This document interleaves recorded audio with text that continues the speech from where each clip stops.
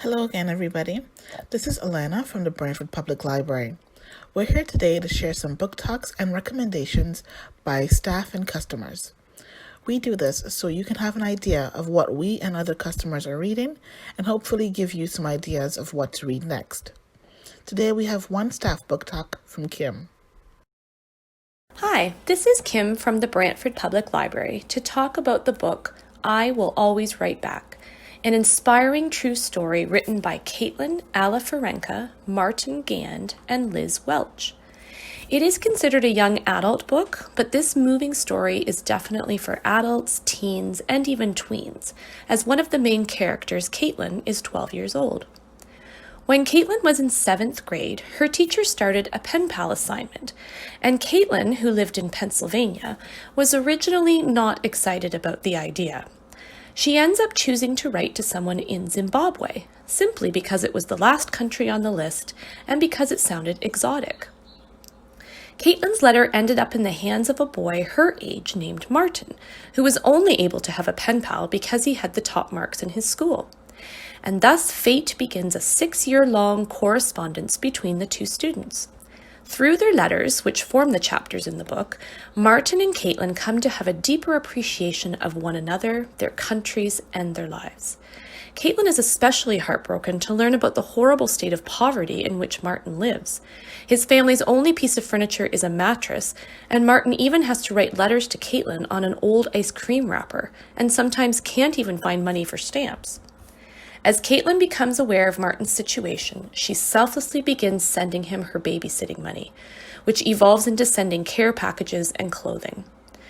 As a result of the money that Caitlin and her family send, Martin is able to attend high school and thrives in the environment, as his dream is to attend a university in America.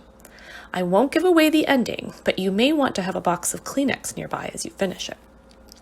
I loved this book not only because it was a true story, but because it was such a feel-good story about how one act of kindness can change another person's life so drastically. I loved watching Caitlin grow up and recognize the disparity between her middle-class life and the poverty in Zimbabwe. Both Caitlin and Martin stick to their promises to each other to always write back no matter what.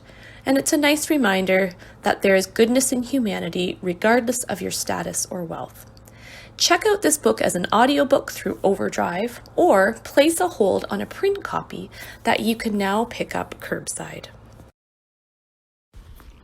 Thank you, Kim. We're going to start now with a few customer reviews. These reviews come from our 2019 Adult Summer Reading Program. The first comes from Kelly, who's reviewed the book The Rosie Result by Graham Simpson. She's written, the final book in the Rosie trilogy picks up with Dawn and Rosie 10 years after the end of the Rosie effect. Dawn and Rosie's 11-year-old son Hudson is struggling after the family moves from New York back to Melbourne. The story follows the couple's struggle to deal with Hudson's difficulties at school and wrestling with the possibility of autism. As a result of his son's difficulties and professional problems of his own, Dawn goes back to his mixology roots. A heartwarming tale of what it means to be different and trying to overcome those difficulties to live your life. Thank you, Kelly. Sounds like a very sweet and heartwarming story. This novel has gotten really good reviews on our catalog. Most people have given it 4 out of 5 stars. So if you're interested in this book, we do have an e-copy and a physical copy you can put on hold. Our next review comes from Melinda, who's reviewed the book You by Carolyn Kepnes. She says, it starts off almost like a romance novel, which it definitely isn't. Guy meets girl, bam, instant chemistry, or so the guy thinks.